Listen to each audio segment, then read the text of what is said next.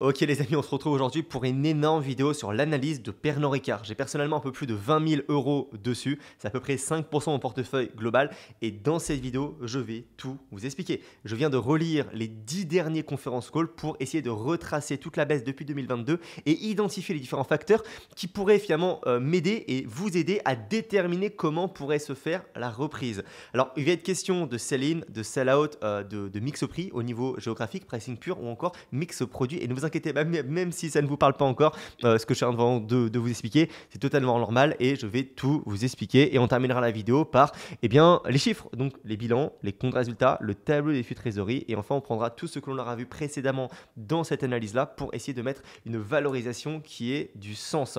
Alors, voilà comment ça va à peu près se structurer.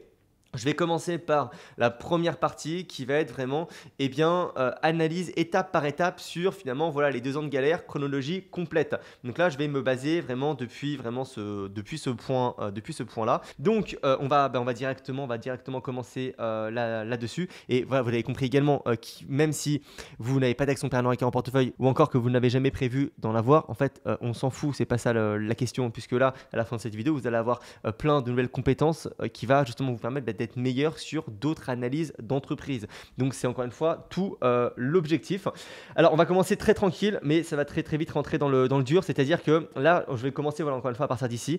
Donc la première partie c'est vraiment le conference call qui date du Q1 2023, c'est-à-dire le 20 octobre 2022 avec, regardez un petit peu. On a donc une croissance reportée de 22%, une croissance organique de 11% et un price effect justement de 7%. Et bien voilà, vous savez quoi? Je vais directement commencer par cette partie-là. On va identifier d'abord ce que c'est la croissance organique, la croissance reportée, le price effect et également on va aller déterminer là-dedans ce qu'on appelle les volumes et également comment est-ce qu'on va quantifier finalement et comment est-ce qu'on va déterminer la différence entre la croissance reportée et organique. Alors je m'explique, c'est très simple. En fait, la croissance reportée, c'est la croissance globale de votre entreprise qui englobe la totalité. Si vous avez fait un chiffre d'affaires en 2024 par exemple de 1 milliard, en 2025 vous faites un chiffre d'affaires, enfin un bénéfice net ou un chiffre d'affaires c'est pareil, on parle en pourcentage, de 1,2 milliard. Donc c'est-à-dire que vous avez une croissance reportée de 20%. Mais dans ces 20% là, de quoi est-ce qu'il est question? Eh bien, la croissance organique, là, on voit que c'est 11%. D'accord? Donc, en fait, il y a 11% qui va exclure tout ce qui va être les acquisitions et également les effets de change. Donc, la croissance organique, c'est la croissance du business en lui-même. C'est uniquement les opérations existantes. Alors, pour que vous compreniez, c'est très simple. Imaginez, là, vous avez une entreprise, d'accord, qui a un chiffre d'affaires de 1000 euros. Et pour que ce soit encore plus simple, on va prendre un bénéfice net de 1 milliard. Ok? Donc, on prend l'exemple entreprise, bénéfice net de 1 milliard d'euros sur l'année, on va dire 2025, donc sur l'année actuelle. Ok? Eh bien, cette entreprise-là, ce qu'elle va faire, c'est que par exemple, en fin 2025 ou en fin d'année, elle va acquérir une entreprise qu'elle va payer donc 1 milliard d'euros, donc la somme de son bénéfice net. Et cette entreprise-là, on va dire qu'elle l'a acheté à un price to earning de 10. Donc, c'est-à-dire que comme elle a acheté 1 milliard, l'entreprise qu'elle a acheté, a un bénéfice net de 100 millions. D'accord? Eh bien, qu'est-ce qui va se passer pour l'exercice 2026? Eh bien, va y avoir, on va dire que cette entreprise-là avait une croissance historique de 10%.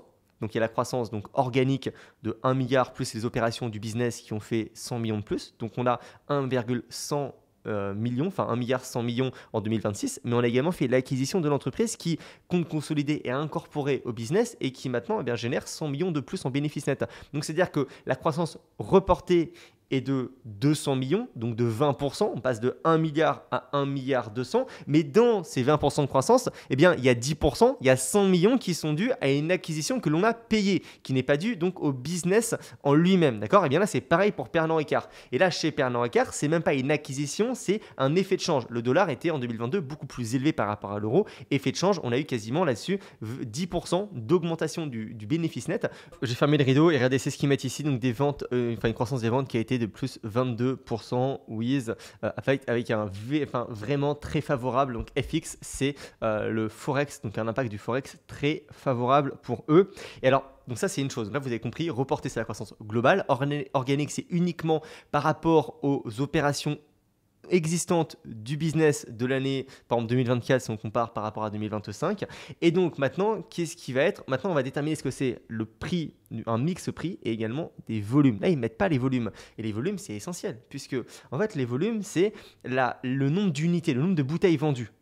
Mais on peut très bien vendre moins de bouteilles et avoir donc une croissance positive, puisque si les bouteilles, on les a vendues plus chères. Et donc, c'est là où on va venir déjà éclaircir la première partie de la vidéo, c'est comment est-ce que Pernod Ricard donc, eh bien, arbitre entre vendre plus moins cher ou vendre moins et plus cher pour in fine avoir une croissance organique qui est positive. Donc c'est pour ça que c'est super important de voir la corrélation avec le prix donc du mix. Alors là, regardez. Donc pour trouver le volume, c'est très simple. Je vous mets d'abord entre guillemets la formule qui est très simple. Hein. Volume est égal donc la croissance organique. Alors hop, croissance organique moins. Et bien donc price mix. Hop, je vous le mets ici. Puisque la croissance organique, donc, c'est bien la croissance du business, d'accord? Si on enlève l'aspect qu'on a vendu un même nombre de bouteilles, mais plus cher, donc on enlève l'aspect pricing power à la croissance organique, on a uniquement l'augmentation des volumes, d'accord? Donc là, par exemple, si on fait 11 moins 7, 11 organique moins 7, ça fait 4. Donc les volumes chez Pernod Ricard ont augmenté de 4%, d'accord? Et donc dans la croissance organique de 11%, on a eu 4% d'augmentation des volumes. Et donc, on a eu également 7% qui est dû donc à l'augmentation du prix pour avoir un total de 11%. Je me répète, mais il faut que ce soit très très clair. Et pourquoi je vous dis ça? Regarde, je vais vous prendre un autre exemple pour que vous compreniez vraiment ce que, en fait, quand vous regardez chez LVMH, c'est la même chose. Chez toutes les entreprises qui vendent comme ça avec du pricing power, c'est la même chose. Et c'est pour ça qu'il faut comprendre parce que chez Pernod Ricard, on ne nous donne pas le volume. C'est à nous de le recalculer. C'est pour ça qu'il faut lire entre les lignes. Et c'est super important. On va voir la chronologie du volume et comment ça s'est finalement, comment ça s'est, j'ai envie de dire, terminé. Alors, imaginez, vous avez encore une fois une entreprise, d'accord? Je vais prendre une entreprise très simple qui vend des bouteilles à 100 € unité. Cette entreprise-là, à la fin de l'année, elle en a vendu 10. Ok, donc elle a un chiffre d'affaires de 1000 €. 100 x 10, 1000 €. L'année d'après, cette entreprise-là, elle vend moins de bouteilles. Elle en vend que 7. Mais le prix des bouteilles a doublé. Donc elle les vend à 200 €. Donc 7 x 2, 14, 1400 €. D'accord? Donc voilà, je le mets ici pareil pour que ce soit très clair. Ok, je viens de dézoomer, ça va être encore plus clair pour vous. Donc le chiffre d'affaires sur 2024 de notre petite entreprise, eh bien c'est 10 bouteilles vendues à 100 €, 1000 €. Sur 2025, c'est 7 bouteilles mais vendues à 200 €. Donc 1400 €. Donc là, quelle est l'augmentation de la diminution du volume de notre entreprise? Et vous allez voir, ça tout va faire sens, que on va le voir sur le prochain trimestre de Pernod Ricard. Eh bien là, volume est égal, donc, eh bien, tout ça, là, on a des volumes négatifs parce qu'on est passé de 10 bouteilles vendues à 7 bouteilles vendues. Donc, les volumes ont chuté de 30%, c'est un effondrement. Mais malgré tout, la croissance organique a augmenté. A augmenté de combien? Eh bien, c'est l'augmentation du chiffre d'affaires de 2024 versus 2025. Donc, de 1000 € pour aller à 1400 €, donc de 40%. Donc, la croissance organique est égale, tout simplement, plus 40%. Et regardez un petit peu, pourquoi je vous montre ça? Parce que là, on a organique 11%, plus prix du mix 7%. Donc les volumes, eh bien, c'est organique moins prix du mix. Donc on a vu 11 moins 7, c'est 4% d'augmentation du volume pour avoir une croissance organique de plus 11%. Mais regardez, ça c'est le Q1 2023. Si on passe pour le Q1 2024, donc une année après, là on a une croissance organique des ventes de moins 2%. Et un prix du mix de toujours plus 7%. Donc là maintenant, je vous pose la question, vous pouvez mettre sur pause, quelle est l'augmentation du volume? Quelle est la part du volume là-dedans de Pernod Ricard?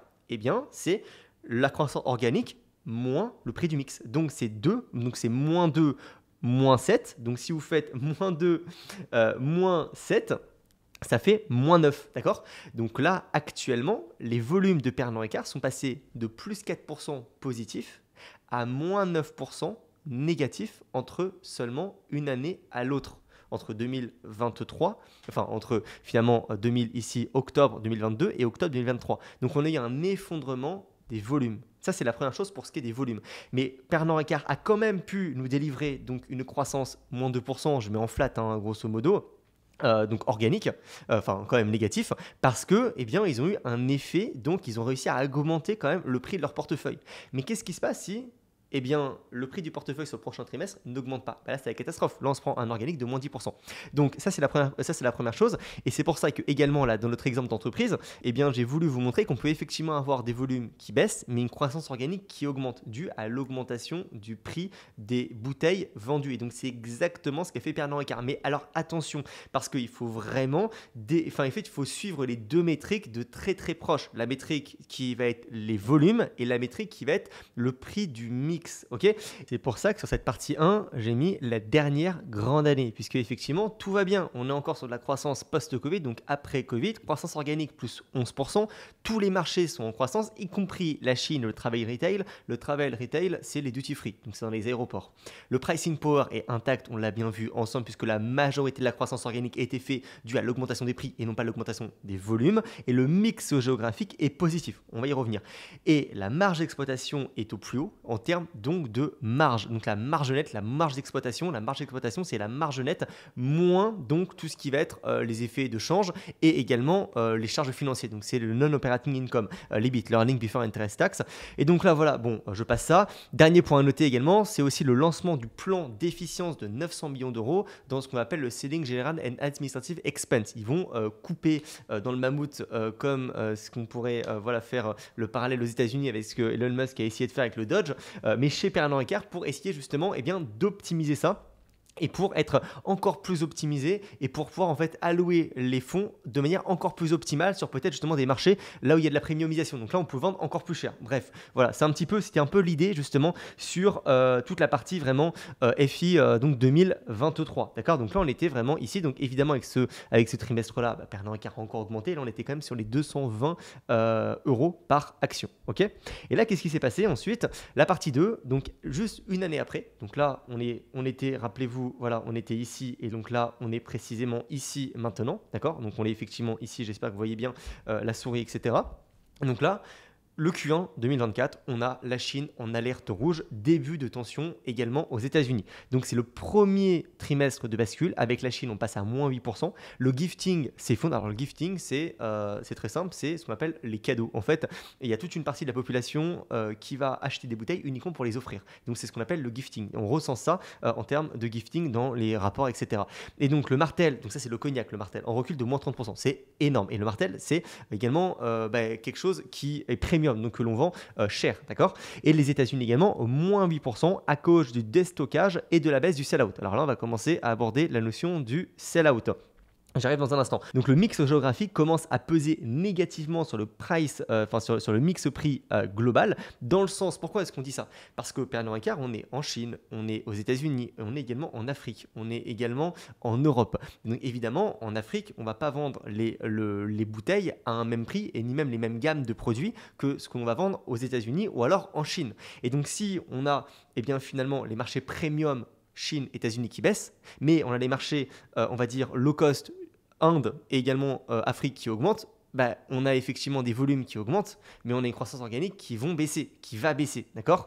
Et donc, c'est exactement ce qu'on a eu sur ce trimestre-là. Et donc voilà, le marché commence à douter, le ton du management devient plus prudent, mais la guidance est maintenue, leur anticipation est maintenue. D'accord? Donc voilà un petit peu ce qu'on a eu ici. Comme je vous l'ai expliqué à l'instant, on a eu directement une croissance organique de moins 2%, avec donc voilà un price effect de plus 7%. Donc les volumes, on l'a vu ensemble, moins 2, moins 7, ça fait moins 9% de volume, d'accord? Et on a également un reporté de moins 8%. C'est-à-dire qu'on a organique moins 2%, le business, mais quand on reprend la totalité du business par rapport à l'année dernière, on a du moins 8%. Parce qu'on a eu cette fois-ci l'effet de change qui a été négatif. On est passé d'un effet de change positif à négatif. Le dollar a rebaissé. Donc effectivement, là, on a du moins 2% et moins 8% voilà, en reporté avec voilà, un effet forex défavorable de ce côté-là, mais qui a été compensé par la structure du groupe. Bon, ça veut rien dire, hein, ça veut pas dire grand-chose. En fait, ce qui veut dire, en fait, quand ils parlent de la structure du groupe, c'est ce que je vous explique, c'est qu'effectivement, ils ont compensé ça en augmentant les prix, donc le mix de 7%.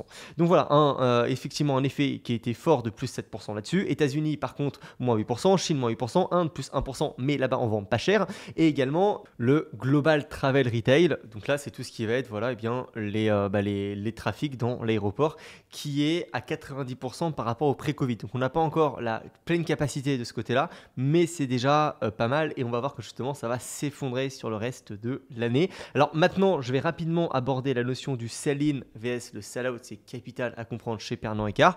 Le sell-in, c'est Pernod Ricard qui va vendre son alcool à des grossistes, d'accord?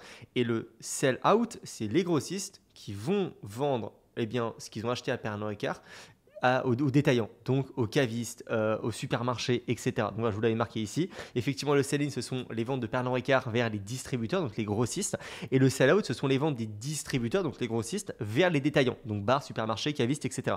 Pernod Ricard, lui, il va reconnaître son chiffre d'affaires au moment du sell-in, au moment où il va vendre finalement aux distributeurs. D'accord? Donc, à la sortie de ses entrepôts vers les grossistes. Et là, il faut distinguer les deux, c'est que, eh bien, le déstockage, c'est la réduction des stocks par les distributeurs. Donc par ceux qui ont acheté à Pernod Ricard. Et pourquoi ils vont déstocker ces personnes-là? Eh bien parce qu'ils vont anticiper une baisse de la demande ou une consommation plus molle de la part des bars, des supermarchés, des cavistes. Et donc, l'objectif pour eux, c'est de réduire le besoin de fonds de roulement. Puisque si leur stock augmente, le BFR, eh bien, il va s'en prendre un coup. Donc, ils vont avoir besoin de plus de trésorerie sur le court terme. Et donc, je vous pose la question, qu'est-ce qui se passe si, par exemple, on a une croissance de 11% en organique? Tout va bien dans le meilleur des mondes. Pernod Ricard, lui, il vend énormément en sell-in à des grossistes. Ces grossistes-là se retrouvent avec énormément de stock. C'est ce que l'on a. Et là, ces personnes-là, donc les grossistes, se rendent compte qu'en fait, eh bien, le marché commence à ralentir. Mais ils ont énormément de stock. Eh bien, c'est pour ça qu'ils vont faire donc un déstockage. Donc ils vont réduire les stocks, réduction des stocks finalement par les distributeurs parce que justement ils vendent de moins en moins aux détaillants.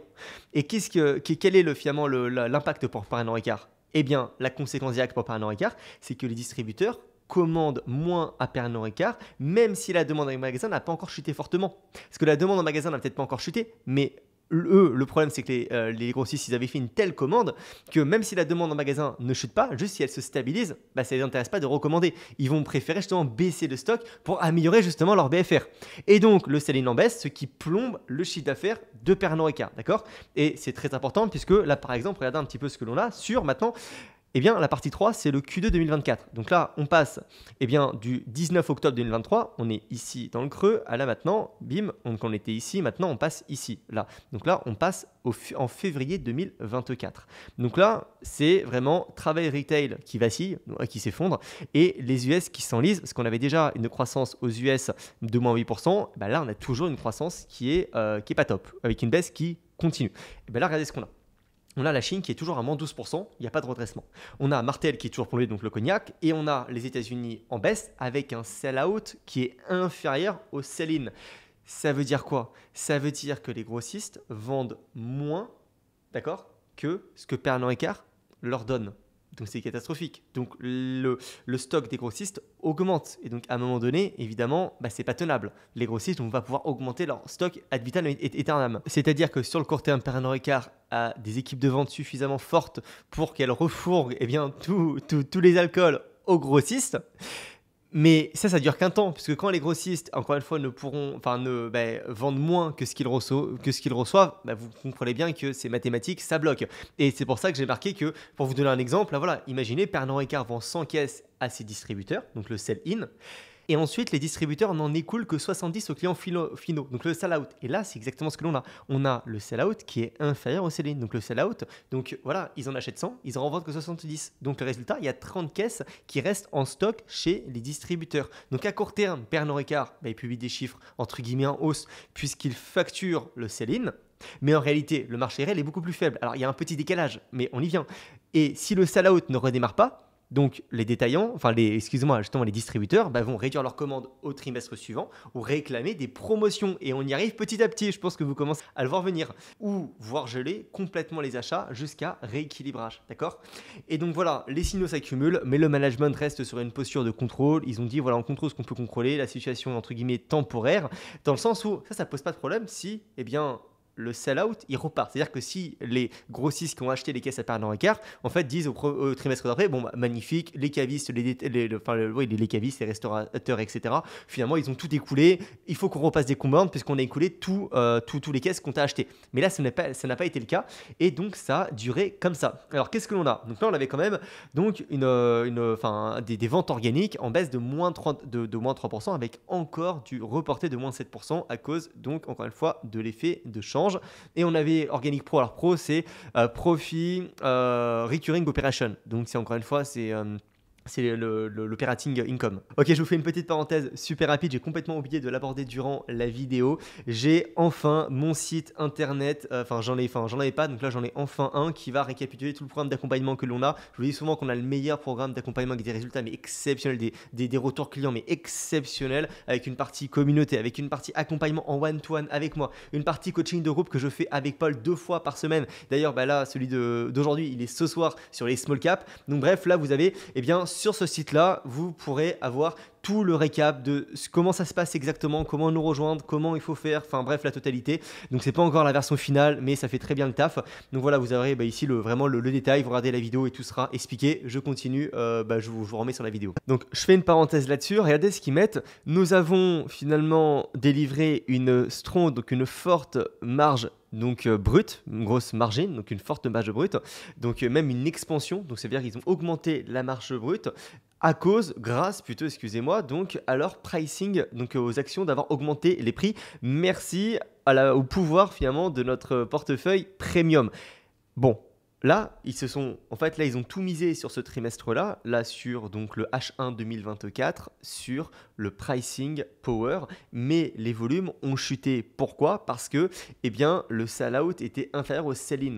Donc, c'est-à-dire que ils ont délivré du moins 30%, alors qu'ils ont eu un mix positif, mais comme le sell out ne part pas et stagne, le trimestre d'après, forcément, le sell out, le sell in, ce que Pernod Ricard va vendre, donc voilà, aux grossistes, va s'effondrer puisque les grossistes vont pas racheter. D'accord? Donc, ce qu'il faut comprendre vraiment là en données sur ce trimestre-là, c'est que le moins 3% qui est déjà pas terrible, ils sont au max du max, puisqu'ils ont eu un super pricing power positif, alors que les volumes ont été en chute libre. Et donc, c'est également pour ça ici que je vous mets le petit encart là, une petite évolution chronologique très rapide du prix mix. Donc déjà, qu'est-ce que le prix mix? Les 3 prix mix géographiques, produits et également tout ce qui va être pricing power. Donc là, on va voir rapidement comment ça s'est passé. Alors, je vais plutôt me mettre ici, ça sera mieux comme ça. Donc là, je vous fais juste déjà 3 slides. C'est moi qui ai fait ces slides-là de ce côté-là. Donc je les ai pas pris sur Internet, etc. Donc voilà, parenthèse fermée. Donc là, on va voir le pricing pur, le mix produit, le mix géographique. Alors c'est très simple, le pricing pur, c'est vraiment Pernod Ricard qui augmente le prix par exemple de Jameson aux États-Unis de plus 5%. Ce que ça signifie, c'est que chaque bouteille vendue génère plus de chiffre d'affaires. C'était comme l'exemple que je vous ai mis avec la petite entreprise. Et donc les volumes peuvent rester stables, voire légèrement baisser, voire carrément baisser s'ils augmentent énormément, mais le chiffre d'affaires va quand même augmenter. L'impact, c'est qu'on a un price mix positif, une marge brute en hausse, puisque on vend moins, donc on a moins de coûts, mais on vend plus cher, donc on a plus d'argent. On a les marges brutes, les marges d'exploitation qui augmentent et la marge nette in fine qui augmente. On a un bon pouvoir de marque et surtout une faible élasticité du prix. Alors en fait, c'est-à-dire que l'élasticité, on parle d'une élasticité de la demande. Par exemple, quand on dit qu'une demande est élastique, ça veut dire que la demande va varier beaucoup par rapport à un référentiel de prix. Imaginez, si vous doublez les prix et que la demande ne fluctue pas, donc le nombre que vos ventes ne baissent pas malgré un prix qui a doublé, on dit que la demande est inélastique. C'est-à-dire que vous pouvez vraiment vous régaler, vous pouvez augmenter les prix, etc. Les consommateurs vont toujours acheter. Et on dit qu'une demande est élastique du coup quand justement la demande varie beaucoup, et donc là si vous augmentez les prix, les personnes arrêtent d'acheter. Et en fait là c'est vraiment la base du pricing power, c'est la base du moat, vraiment du moat en termes justement de pricing power, c'est est-ce que votre demande est élastique ou inélastique, d'accord? Et donc là voilà, ils ont dit qu'ils ont implémenté une middle single digit, donc on est à peu près sur du 5% de prix d'augmentation, on l'a vu ici 5% sur Jameson aux États-Unis, et ça s'est bien passé. Et quand on a un pricing négatif, c'est l'inverse. Là par exemple, pour écouler les stocks aux États-Unis, Pernod fait moins 10% de remise sur Absolut. Donc voilà, donc GSM c'est c'est quoi déjà, moyenne surface, excusez-moi, en fait c'est grande évidemment, donc j'avais dit moyenne surface, c'est grande et moyenne surface, donc voilà, c'est des grandes et moyennes surfaces. Et ce que ça signifie, c'est que les chiffre d'affaires par unité baisse, et cela peut stimuler le volume, mais ça va dégrader la rentabilité. Mais pourquoi là ils ont fait une remise de 10% sur Absolute? Pourquoi aux États-Unis? Parce qu'aux États-Unis le sell-out et le sell-out ne part pas. Donc c'est à dire qu'en fait ils sont obligés de faire des remises pour que les grossistes achètent en sell-in. D'accord? C'est pour ça qu'ils font des remises. Et donc l'impact là, c'est qu'on a un prix mix négatif, baisse de marge, donc pression concurrentielle ou affaiblissement de la marque. Et donc là voilà, pareil, ils ont introduit une activité promotionnelle aux États-Unis pour supporter le sell-out, pour aider le sell-out à repartir. Parce que si Pernod Ricard fait des promos aux grossistes, les grossistes pourront faire des promos aux consommateurs finaux et pour que le sell-out repart, d'accord? Mais dans l'état actuel des choses, les actionnaires, nous, on se fait avoir. Enfin, la marge baisse. Ensuite, on a ce qu'on appelle le mix produit. Là, c'est très simple. C'est par exemple qu'on a un mix positif. Ça va être les consommateurs en Chine préfèrent Martell XO, donc c'est du cognac haut de gamme, au lieu de Martell VS, par exemple. Donc, ce que ça signifie, le chiffre d'affaires grimpe sans même bouger les volumes. C'est un signe de premiumisation de la demande. Donc, ça se réfère un petit peu au pricing power. Sauf que le pricing power, c'est vraiment Pernod Ricard qui va augmenter les prix d'un trimestre à l'autre. Alors que là, c'est vraiment au niveau de son portefeuille global, plus de personnes vont positionner sur du premium. Donc naturellement, on n'augmente pas les prix, c'est simplement qu'il y a plus de produits premium qui sont vendus avec des marges plus élevées. Et donc là, l'impact, c'est qu'on a un price mix évidemment positif, vous l'avez compris, repositionnement stratégique réussi, reflète un mix produit plus qualitatif. Donc voilà, et là pareil, c'est ce qu'ils ont écrit par exemple. Nous avons bénéficié de premiumisation, enfin, d'une tendance de premiumisation en Chine avec voilà, des ventes de Martell XO qui sont importantes. Et quand on a du négatif, c'est l'inverse. Là, par exemple, en Inde, eh bien, ce qu'ils ont eu, c'est qu'ils ont eu une explosion des ventes de 6 grammes Imperial Blue, entrée de gamme, mais une chute de vente de Royal Salute. Donc ça, c'est du haut de gamme. Donc forcément, eh bien, on a plus de croissance en Inde, mais elle est moins rentable. Et donc, in fine, la croissance organique / reportée est en baisse. Donc ce que ça signifie, c'est que même si les volumes augmentent, le chiffre d'affaires par unité diminue. Le poids des produits low cost tire le chiffre d'affaires moyen vers le bas. Donc voilà, vous l'avez compris, je passe rapidement sur le dernier mix géographique. Donc là, mix géographique positif, et bien là par exemple ça va être au niveau maintenant des pays, d'accord? Donc forte croissance aux États-Unis où ACP c'est Average Selling Price, donc prix moyens sont élevés, ce que ça signifie, voilà, même avec des volumes modérés, la contribution du chiffre d'affaires est forte. Les marques ils sont vendus avec moins de remise puisqu'il y a plus finalement d'argent et pouvoir d'achat élevé permet la premiumisation, d'accord? L'impact, effet positif sur les marges de groupe, c'est là où c'est là où on a vraiment une extension des marges et des marges qui augmentent et on optimise vraiment le mix géographique et par exemple voilà les marchés premium compensent la faiblesse plutôt des volumes par des prix unitaires élevés. Et sinon, quand on a du négatif, c'est que par exemple le chiffre d'affaires croît en Inde, en Afrique, en Turquie, je vous l'ai un petit peu abordé, mais recule aux États-Unis et en Chine. Et donc là, voilà, effectivement c'est un peu moins bien. Et donc, la stratégie géographique, maximiser la présence sur les marchés premium à fort donc prix moyen, average selling price, et équilibrer les volumes émergents pour finalement avoir plus de rentabilité sur du premium. Donc, voilà là-dessus. Et en fait, ce qui m'amène finalement à vous mettre rapidement l'évolution finalement voilà, de ce mix prix maintenant. D'accord? Donc, on a eu 3 phases. Une phase positive. Donc là, ça va être les bénéfices de la premiumisation post-Covid. C'est cette phase ici, là, positive, où là, ils arrivaient vraiment à avoir un pricing power élevé.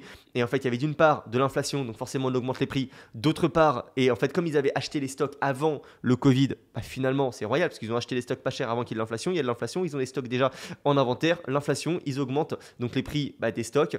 Les stocks, finalement, prennent en valeur. Donc voilà, c'est parfait. C'est super sur du court terme. Donc là voilà, 2023 positif, 2024 on a eu un basculement et 2025 on a un point bas, c'est là où on est actuellement avec un price mix historiquement bas et des volumes historiquement bas puisque le sell-out ne repart pas. Donc je pense que vous commencez à comprendre qu'effectivement la situation est très tendue puisque on a vraiment le triptyque perdant sur ce type de boîte, mais c'est la même chose chez LVMH. Voilà, ou pareil chez Chanel par exemple, ce genre de choses, c'est vraiment, on parle également de ça. Alors donc voilà là ici, alors voilà donc là je vous ai mis en face parce que cette slide-là correspond vraiment à cette partie-là, d'accord? Donc là, la première grande année, effectivement, tout était bien puisque donc voilà, on avait une tendance qui était positive, donc tout ce qui va, mais on avait un début du basculement puisque effectivement le price mix encore tiré par la hausse du prix post-Covid, premiers signaux de baisse, on avait quand même le consommateur américain plus sensible au prix, donc ils avaient du mal à augmenter les prix, la demande était de plus en plus élastique de ce côté-là, et on avait une normalisation de la demande chinoise post-Covid. Pour ce qui est du régional, eh bien on a eu une baisse des ventes marché à haut de gamme, donc Chine, US et travel retail, donc les duty free, et une hausse du marché émergent. Et ensuite, pour ce qui est de l'arbitrage, donc voilà, marge baisse volume, parce que voilà, vous l'avez compris, eh bien si vous vendez sur un marché qui est plus premium, vos marges augmentent et inversement pour les volumes. Et donc là voilà, la réalité macro, c'est que la stratégie de premiumisation commence à se heurter aux contraintes économiques qui est que effectivement, eh bien les gens finalement ils ont moins d'argent, il y a l'inflation qui commence à rebaisser, donc les prix rebaissent, on a une déflation. Et donc voilà, le groupe devra choisir entre maintien des marges et préservation des volumes, d'accord? Et voilà, point de rupture, transition d'un environnement inflationniste vers un contexte déflationniste. Donc ça, c'était vraiment en fin d'année ce trimestre-là, parce que là, vous voyez, ça c'est le octobre 2022, et là, je vous parle de vraiment l'année 2023, d'accord? Et ensuite, nous, ce qui nous intéresse, c'est toute la partie depuis 2024, avec la Chine qui s'effondre, le gifting également, la partie Martel, donc qui est, eh bien, high ticket, qui va être en recul de moins 30%. Le Q2 2024, pareil, qu'est-ce qu'il en a? On a là le sell-out qui est toujours inférieur au sell-in, c'est pas bon. La Chine qui baisse toujours, c'est pas bon. Le Martel qui est toujours plombé, c'est pas bon. Et là, le coup de massue, excusez-moi, pour le Q3 2024, qu'est-ce que l'on a? Eh bien, on a le travail de retail qui s'effondre parce que la Chine retire le cognac du duty free. Et précisément, Martel, c'est du cognac, donc on se prend une grosse claque. On a également US toujours en retrait avec une baisse de pricing. Donc on a déjà la partie high ticket de la Chine avec le cognac et duty free qui est en baisse. La partie Chine, eh bien, on a une baisse également du pricing. La partie Chine, Martel toujours en décroissance. Et donc l'effet mix, vous comprenez pourquoi on parle d'un effet mix qui est désastreux. Chine, US et Travel Retail sont les trois zones historiquement les plus profitables. Et là, on a une décroissance là-dessus. Et en plus de ça, on a toujours le sell-out qui est inférieur au sell-in. Donc on a toujours les consommateurs finaux qui n'achètent pas. Et on a toujours les stocks qui sont énormes chez finalement les grossistes. Et d'ailleurs, vous voyez ici, là, je vous avais mis un petit truc. Effectivement, si le sell-out il monte et que le sell-in il monte, c'est un marché sain. Tout monte, on a de la croissance, c'est parfait. Si le sell-out il baisse et le sell-in monte, on a un surstock. Mais là, le problème, c'est qu'on est sur un quatrième cas de figure qui est que le sell-in, il baisse, d'accord? Le sell-in, là, actuellement, il baisse. Et qu'est-ce qu'on a? Le sell-out, qu'est-ce qu'il fait? En fait, il fait rien du tout. Il fait rien du tout, voire il baisse. Voire pareil, il baisse. Ce qui veut dire que là, on n'est pas sur un marché sain, on n'est pas non plus sur un surstock, on n'est pas non plus sur un déstockage intelligent. En fait, on est sur d'une part un surstock et d'autre part un déstockage, mais en fait, ils n'arrivent pas à déstocker puisque le sell-out, il repart pas. Donc, on est sur je trouve pas le mot, mais on est sur de l'immobilisme qui n'est vraiment pas bon et qui est qu'effectivement, en fait, vous pouvez le prendre de toutes les manières. C'est une situation qui n'est pas bonne du tout et c'est pour ça qu'on a vraiment un renversement avec le prix mix qui devient négatif pour 2024 avec Martel qui s'effondre, effet mix désastreux, travail retail, suspension du cognac, duty free chinois off, donc c'est catastrophique. Et là pareil, là le déclin donc de notre prix mix est largement donc drivé largement un mix de marché géographique qui est négatif, particulièrement dû à la faiblesse de la Chine et du travel retail. Vous comprenez exactement pourquoi ils ont choisi ces mots-là. Et donc voilà la signification stratégique. Mix géographique défavorable, vous l'avez compris. Changement de cycle, puisque là on a passage inflationniste où on peut augmenter les prix normalement, un passage déflationniste, donc c'est pas bon. Et donc Pernod Ricard n'a clairement plus la main sur le pricing dans ces marchés clés.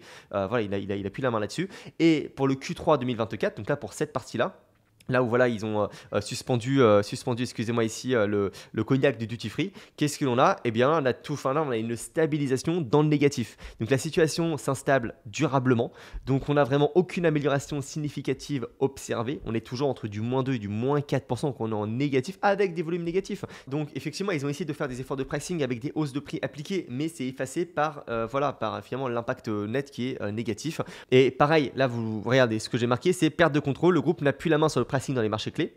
Et donc, pourquoi? Parce qu'on est dépendant du sell-out. Et ça ne relève pas de Pernod Ricard. Pernod Ricard ne peut pas forcer le consommateur final à acheter. Donc là, on devient vraiment dépendant d'un rebond du sell-out pour améliorer le mix de ce côté-là. Et je passerai de là-dessus, puisque là c'est vraiment la fin de la fin, si je peux dire ça comme ça. Donc là, on est ici. Et on a une belle baisse, puisque regarde un petit peu.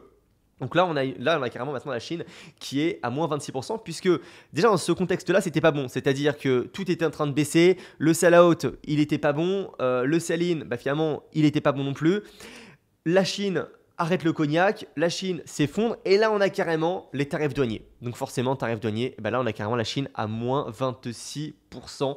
Donc c'est vraiment pas bon. Et regardez un petit peu, là, je vous pose la question, mettez sur pause, quelle est la part du volume dans ce trimestre-là? Donc, on a une vente organique de moins 5,9%, reportée de moins 8%, et on a, je vais le trouver ici, un mix est fait de moins 6%. Alors il y a quand même un petit piège, mais rappelez-vous, le volume, c'est la croissance organique moins le prix du mix. Donc eh bien là, il faut juste en fait, ne pas oublier de faire moins 5,9, moins entre parenthèses et encore un moins. Donc moi pour moi ça fait plus. Donc si je vais le faire avec vous, eh bien ça fait du positif de 0,1. Donc les volumes ont augmenté de 0,10%, donc ont été positifs de 0,10% sur ce trimestre-là, mais la croissance organique a chuté de 6% puisque c'est entièrement dû donc à la perte du pricing power ou plutôt du mix géographique qui fait que les volumes n'ont pas chuté, mais les personnes ont acheté leur portefeuille qui est moins cher tout simplement. Et donc voilà, c'est pour ça qu'on a Martel chute malgré une hausse de prix en février. Gift du nouvel an chinois est un échec. Le US moins 10% avec un sell-out toujours très mou, c'est-à-dire que le sell-out ne repart pas, donc les consommateurs finaux n'achètent pas. Le prix mix chute de moins 6%, c'est du jamais vu. Et on a également le groupe qui annonce un scénario de 200 millions de risques tarifaires, 120 millions en Chine, 20% de droits de douane, 60 millions aux US, 10%. Et pour la première fois, le management reconnaît officiellement l'impact négatif durable sur la top line. Donc voilà, et puis je terminerai par le dernier avant d'aller plus dans les détails, parce que là c'était vraiment la vue d'ensemble, une grosse vue d'ensemble, mais là voilà, là on est actuellement. Là, c'est là actuel. Là, c'est le dernier trimestre que l'on a eu. Donc, c'est-à-dire que là, c'est il y a combien de temps c'est il y a même pas un mois. Donc, on a le Q3 2025. La question, c'est effet technique ou vraie reprise. Pourquoi? Puisque, regardez, on a là un chiffre d'affaires organique de moins 3%, mais je vais le mettre directement ici. En gros, ce qu'on a eu, c'est qu'on a eu le sell-in qui est reparti. Mais pourquoi le sell-in est reparti? Eh bien, parce qu'on a eu les tarifs douaniers. Les tarifs douaniers. Donc, les grossistes, même s'ils étaient en surstock, même si le sell-out ne repart pas, eh bien, ils se sont dit, on va acheter avant les tarifs douaniers pour esquiver les 20% de douane ou pour esquiver tout ce qui va être les droits de douane avec Donald Trump, etc. Donc, ce qui fait que le sell-in est reparti. Mais est-ce que c'est une vraie reprise ou est-ce que c'est un faux signal? C'est la question. Alors, je vais plutôt me mettre de l'autre côté, voilà, ici, sur le Q3 2025. Donc, faux signal, tarif douanier. Donc, on a un sell-in de plus 2%, hausse artificielle. Et on a un sell-out de moins 5%, mais avec une petite reprise aux États-Unis de ce côté-là. Donc, le global sell-in, moins 3%. Mais voilà, encore une fois, attention au faux signal, puisque ce qui se passe, c'est que les grossistes commandent avant les tarifs, effet de stock artificiel, CA aux US gonflé temporairement, mais la réalité, c'est que le consommateur final achète peu, on a toujours un sell-out qui est négatif, même s'il est flat, voilà, donc toujours négatif à moins 5%, contre-coup probable au Q4, donc du sell-in, puisque là, si jamais le sell-out ne repart pas aux US pour le Q4, là carrément le sell-in va s'effondrer puisque les grossistes vont faire zéro commande chez Pernod Ricard. Donc c'est un petit peu, on va voir ce qui pourrait se passer. Et donc voilà, effet des tarifs douaniers sur les commandes. Là c'est les commandes normales. Et donc là on a vraiment une distorsion temporaire à cause de ces tarifs avec les grossistes qui font vraiment des commandes anticipées. Mais voilà, c'est entre guillemets c'est pas une reprise saine. C'est ça que je veux dire. C'est à cause grâce aux tarifs. Donc voilà, il faut s'attendre à un contre-coup probable au Q4 2025. Et donc voilà, sell-out à moins 5% aux États-Unis, avec finalement les ventes nettes de plus de 2% dû aux wholesalers. Donc c'est les grossistes qui ont commandé avant les tarifs. Et si je fais une conclusion synthèse de l'analyse de cette partie sell-in, sell-out, on a eu premièrement un décrochage du sell-out, d'accord, marché clé en difficulté États-Unis-Chine. On a eu un désalignement, écart croissant entre la demande réelle, le sell-out, donc des consommateurs, et les commandes, le sell-in. Et on a également un effet de stock qui est qu'on peut gonfler les résultats en ayant des grossistes qui pensent que le sell-out va repartir, donc ils commandent à Pernod Ricard. Et en fait, au final, le sell-out ne repart pas, donc on a la sanction dès le trimestre d'après. Et le cycle complet de la croissance du déstockage. Le Q1, tout ce qui est 2023, on avait une forte croissance. 2022, fin 2023, on a les premiers signaux. 2024, on avait un déstockage actif donc de la part des grossistes qui avaient trop commandé de sell-in. Et on a 2025, effort de correction. Et là, pour le Q3 2025, on a un faux signal. On a une reprise, mais je pense que quand même, c'est peut-être certainement un faux signal. Et l'état actuel, là, pour le Q3 2025, retournement complet non acté. C'est pas encore officiel. On ne sait pas encore si ça va vraiment repartir ce trimestre-là ou le trimestre d'après ou en 2026. Effort management visible, mais lent. Signaux contradictoires, tarifs et point de vigilance, surveiller le sell-out réel, c'est ça la dimension chez Pernod Ricard qu'il faut regarder dans les prochains rapports. C'est le sell-out, est-ce que le sell-out repart que, voilà, quid de ça. Et donc là, on peut céder des différents concurrents de Pernod Ricard. Et donc également ignorer les effets de stock temporaire, puisque voilà, ça nous met en fait de la volatilité et ça nous met du bruit pour rien.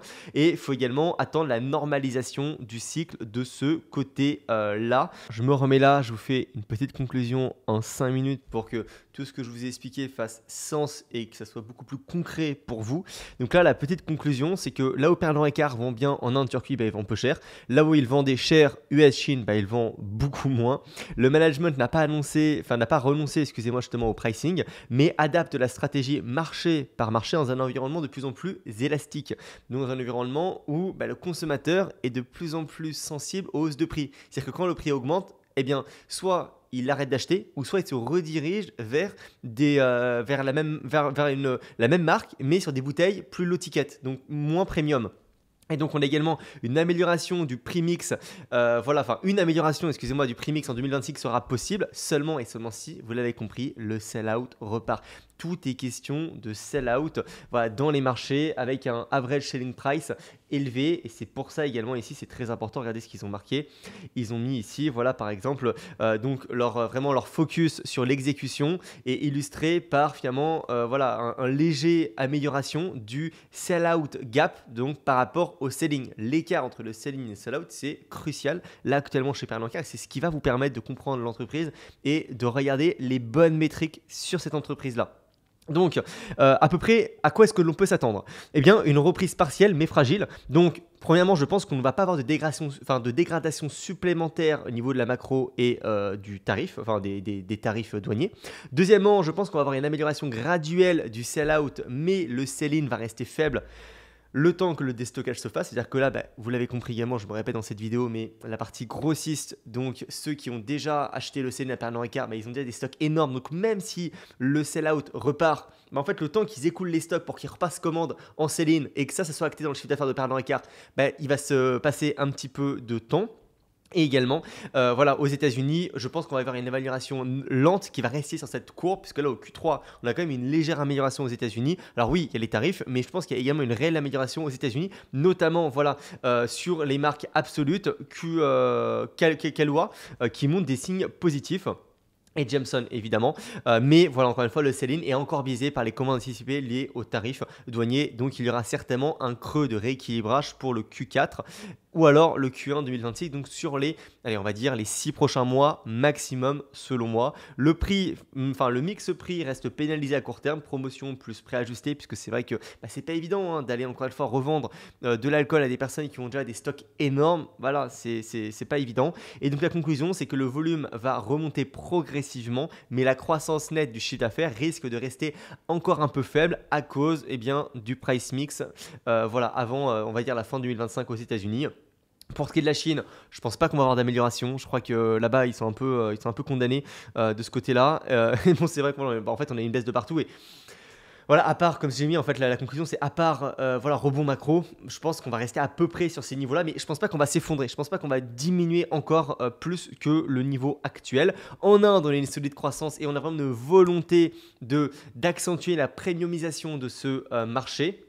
Donc l'Inde reste un des rares marchés en forte croissance et si justement ils réussissent à mettre plus de premiumisation, augmenter les prix sur ce marché-là, ça pourrait compenser, on va dire, le déclin des autres marchés ou alors la stabilisation des autres marchés. Et donc voilà, retour à une croissance organique positive qui n'est pas assurée finalement avant, on va dire, mi-2025, mi-2026, sauf forte relance des marques premium, ce qui est possible, redressement macro-chinois, ce qui est également possible, ou alors clarté sur les tarifs US-Chine. Donc voilà un petit peu où est-ce que l'on en est, et c'est pour ça que leur guidance, là, sur la dernière guidance qu'ils ont annoncée, ça va être, voilà, ils projettent vraiment, eux, ils prennent de la marge, c'est entre 2026 et 2027, une organique net sell qui va augmenter entre plus 3 et plus 6% en moyenne par an, avec justement l'operating margin qui va augmenter puisque le mix au prix sera de nouveau vraiment positif. Et donc voilà, si je vous fais un petit récap en 2 minutes maintenant uniquement sur la chronologie, 2023, super bonne année, croissance de 11%, et c'est là où tout a commencé, c'est sur octobre 2023 qu'on était ici avec la Chine quasiment 8%, le martel en recul, le gifting en recul, la déstockage, et on a commencé ici à avoir la première baisse du sell-out, donc chez les consommateurs finaux. Évidemment, ça s'est répercuté par le trimestre d'après par une baisse du sell-in, d'accord? Après, eh ben, ça ne s'est pas arrangé, puisqu'on a eu Travel Retail qui s'est effondré à cause de la Chine qui a retiré le cognac du duty free. On a également eu ici un effet mix désastreux parce qu'on a eu les droits de douane, etc. Et également tout ce qui va être la baisse du pricing, donc effet mix désastreux. 2025, début 2025, là on a eu le coup de trop, le coup de grâce, voilà, pour vraiment la Chine avec du moins 26% à cause des tarifs douaniers. Le prix mix au plus bas jamais vu. Et là, pour le Q3 2025, la question c'est, comme on a eu les tarifs, on a eu une petite reprise du sell-in, est-ce que c'est durable? Voilà, ça c'est la question. Mais au-delà de ça, on a vu que clairement, ils se sont améliorés au niveau des États-Unis avec la croissance qui commence à reprendre aux États-Unis. Et ça fait quand même 2 ans. Donc vous voyez, la normalisation, ça commence à faire un petit peu longtemps. Également, leur portefeuille vin chez Pernod Ricard, ils l'ont totalement cédé parce qu'ils avaient une partie vin qui perdait un peu de l'argent, qui était moins rentable.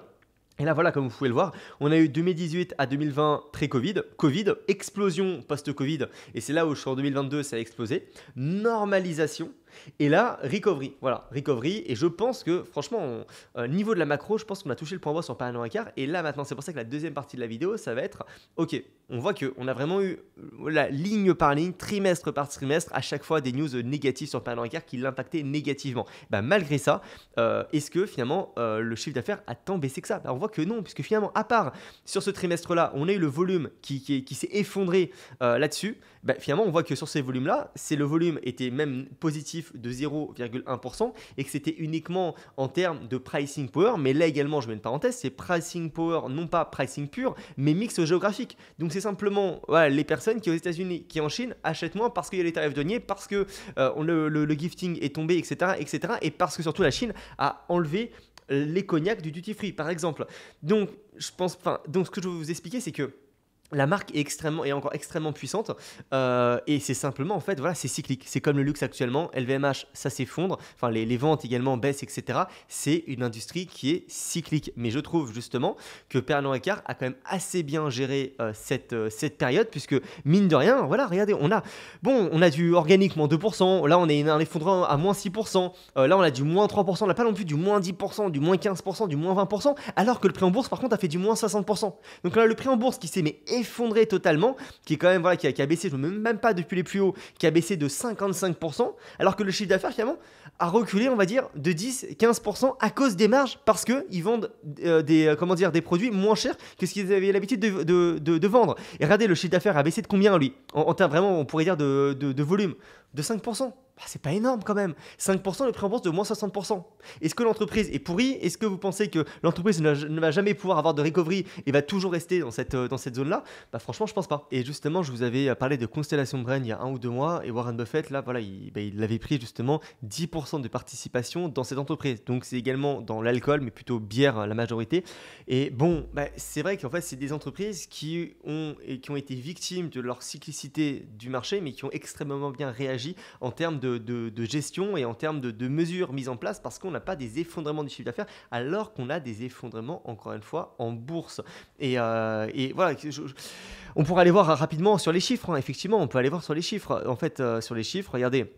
Qu'est-ce que l'on a? On a un revenu de 11 milliards, voilà, on a des COGS, donc un gros profit de 7 milliards, donc une marge nette qui est quand même, enfin une marge brute, excusez-moi, qui est quand même assez intéressante, hein. Si je fais, je vais mettre 7 divisé par 11,6, ça fait une marge brute de 60%. Ensuite, là, on enlève tout ce qui va être les frais généraux administratifs, donc les publicités, la R&D, bon, il n'y en a pas chez Pernod Ricard, et ça nous donne donc 3 milliards, on va dire, de marge operating. Donc là, si je fais 3 maintenant divisé par 11,6, ça vous donne 25% de marge opérationnelle. Hop, alors excusez-moi, ça vient de se fermer tout seul. Hop, je reviens ici. Donc voilà, à ça, on enlève tout ce qui va être les non-operating income, donc c'est-à-dire tout ce qui va être les frais de la dette, les impairments. Et d'ailleurs, regardez, chez Pernod Ricard sur 2024, qu'est-ce que l'on a eu? On a eu un impairment de 500 millions. C'est ici, là.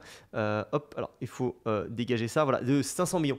C'est-à-dire que sur 2024, en fait, c'est simplement des marques qui étaient au bilan qui ont perdu 500 millions parce que justement, eh bien, les volumes et le pricing power de ces marques-là ont baissé, donc leur valorisation avec. Mais ce n'est pas des charges, c'est des non-cash items, ce n'est pas du cash qui sort. C'est simplement l'actif au bilan qui a baissé. Et ce n'est pas un actif qu'ils avaient surpayé, c'est pas comme si c'était une dépréciation du goodwill. C'est simplement une marque qui, avec le post-Covid, a augmenté sa valorisation et qui maintenant, avec la normalisation, rebaisse sa valorisation.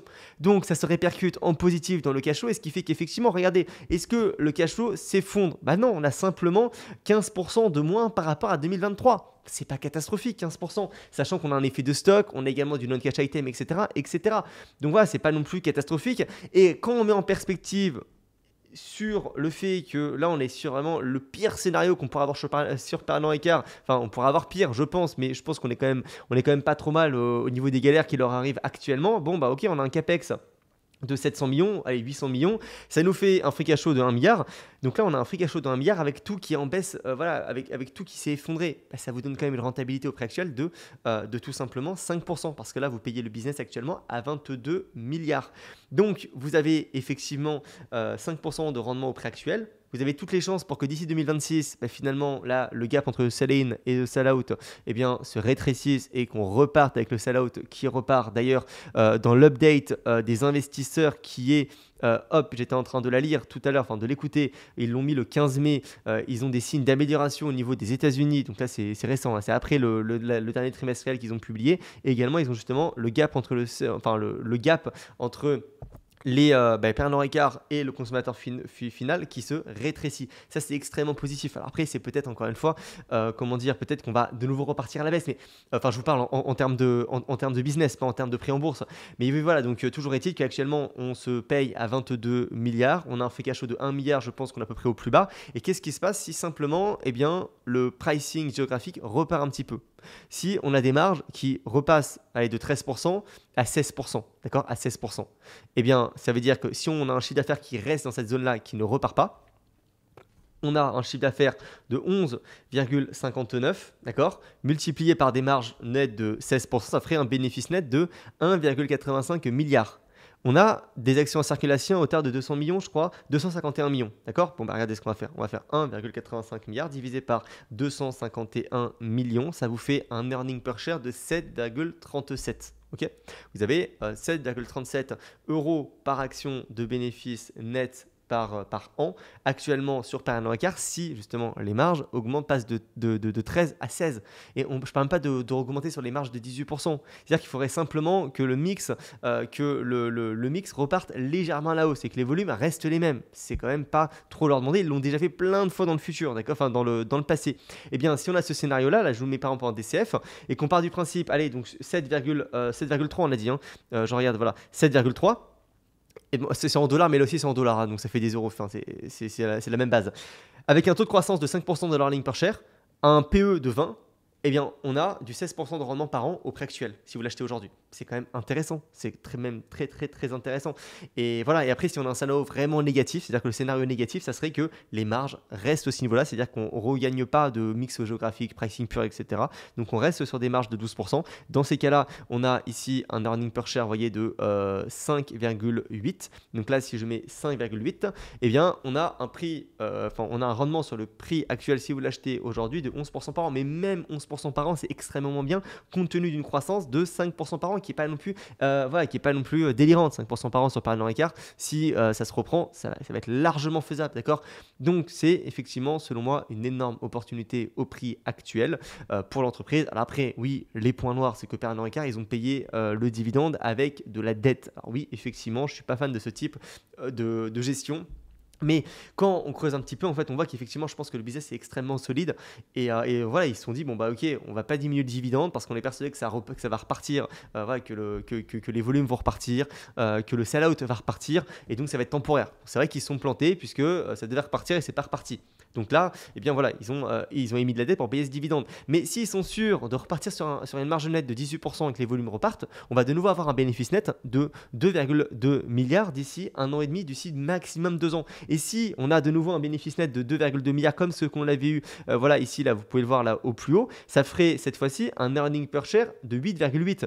Et donc là, scénario positif, 8,8, ça fait un rendement sur le prix actuel de 20% par an. Je ne sais pas si vous vous rendez compte, en 5 ans, vous avez remboursé votre prix d'acquisition. C'est juste dingue. Et ça, c'est le scénario optimiste, simplement dans lequel Pernod Ricard revient sur les niveaux d'avant en termes de business, en termes de cash généré. Voilà, je pense qu'on va pouvoir réussir à redélivrer ce type de performance.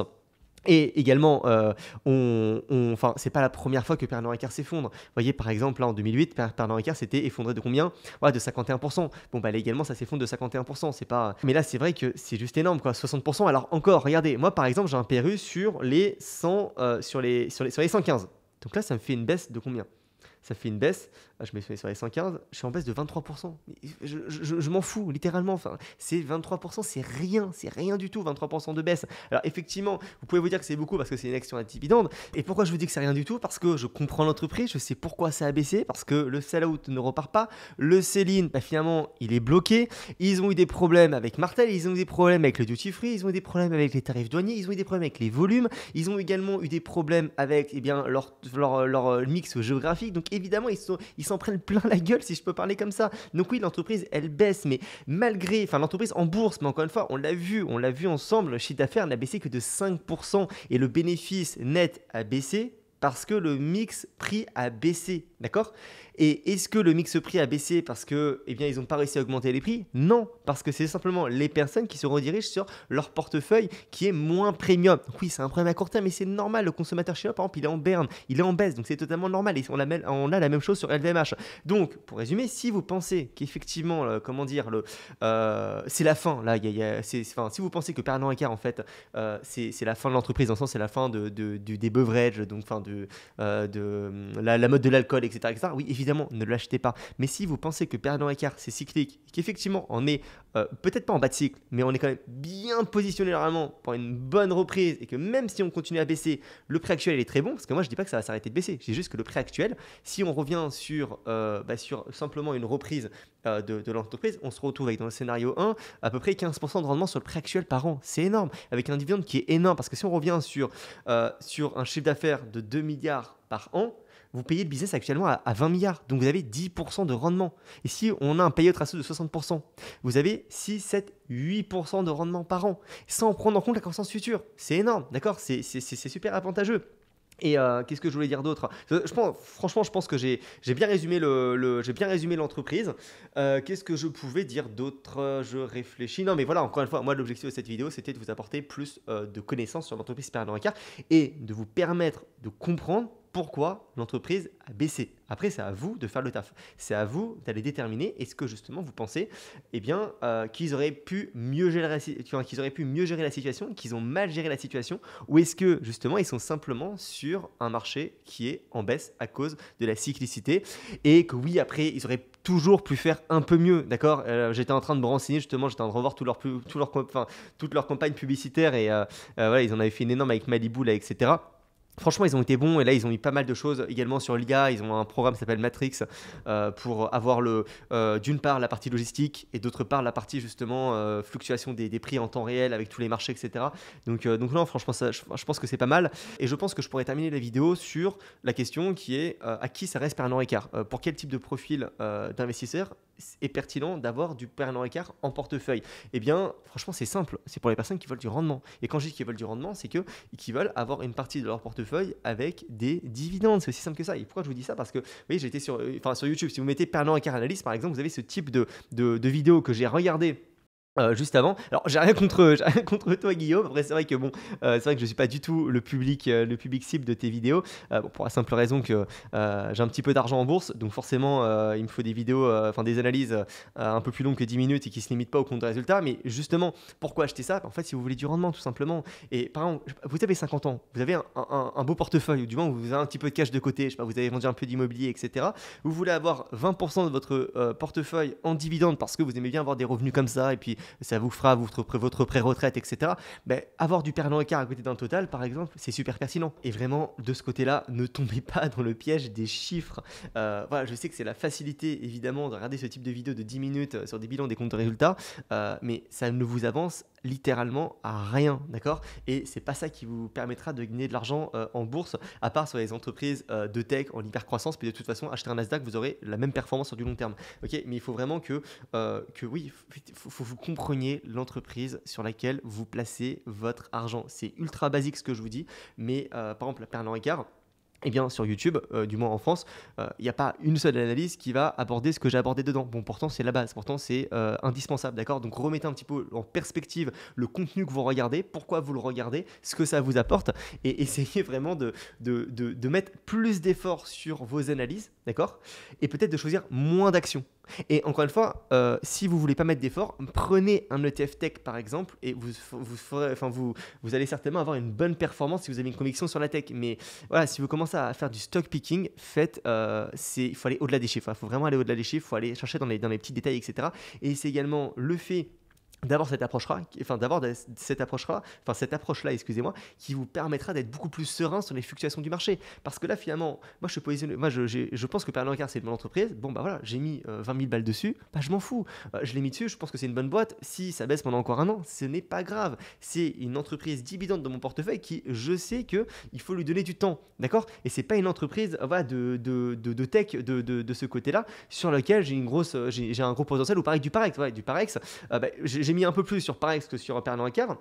Bah, j'ai déjà du 25% de plus-value dessus, j'ai une vente de put avec 10% de plus-value, j'ai un dividende avec 10%, donc je suis déjà à quasiment 50% de rendement. Vous voyez, donc c'est pour ça quand je vous parle de moins 20% sur du Pernod Ricard, en fait c'est anecdotique. Donc il faut également que vous ayez un portefeuille avec également, et c'est ça la beauté de la bourse, hein, c'est que regardez, si je me mets sur Pernod Ricard, bon là je pars un peu de partout, mais à votre avis, est-ce qu'il y a plus de chances qu'on remonte, on va dire, sur les 130 euros, excusez-moi, ou est-ce qu'il y a plus de chances qu'on passe du moins 50% et qu'on soit sur les 45 euros? Bon, voilà, ça c'est vraiment l'asymétrie, et c'est pour ça que la bourse à long terme c'est exceptionnel, d'accord? Bon, bah c'est nickel, en fait, je parlais tout seul, ça n'enregistrait pas sur la fin de la vidéo. Bon, heureusement il y avait que 3 minutes et que ça m'arrive rarement. Donc, ouais, j'étais en train de vous parler de Parex. Également, faut pas qu'il y ait, faut pas que vous interprétiez mal mon propos sur ce type de vidéo. Je suis pas du tout critique envers ce type de vidéo. Il faut bien commencer quelque part. Enfin, si vous êtes débutant, allez-y, foncez. Mais en fait, juste ce que je voulais vous dire, c'est que imaginez, il y a 10 niveaux, d'accord? Bon, bah ça, c'est niveau 1, 2, 3 maximum. Et le problème, c'est que parfois, je vois des personnes, ça fait 3 ans qu'elles investissent, ça fait 3 ans qu'elles regardent des vidéos sur YouTube, et elles sont toujours avec ce type de contenu. Donc, c'est très bien si vous commencez, mais il faut que vous compreniez également que c'est une toute petite partie de votre analyse, et que très vite, il faut vous sortiez des chiffres et que vous alliez vraiment sur ce qui est important sur une entreprise, ce qui est vraiment le management, les rapports annuels, les conférences calls. Voilà, bref, après, de toute façon, voilà, c'est simplement un autre public cible. Et de toute façon, Guillaume, par exemple, il vend un SaaS sur justement l'analyse des chiffres. Donc, voilà, c'est normal qu'il fasse des vidéos sur l'interprétation des chiffres, et ça tombe bien, il les fait bien. Donc voilà, la parenthèse est close de ce côté-là. Et puis après, sinon, encore une fois, allez sur mon school. Voilà, inscrivez-vous justement si vous voulez des cours gratuits sur mon school, avec tout ce qui va être introduction à la bourse, un cours justement sur les chiffres. Là, toi, je ne l'aborde pas sur ma chaîne YouTube, mais je vous donne une formation de 1 heure dessus qui va tout vous récapituler pour que vous puissiez le faire tout seul dans votre coin tranquillement en 5 minutes.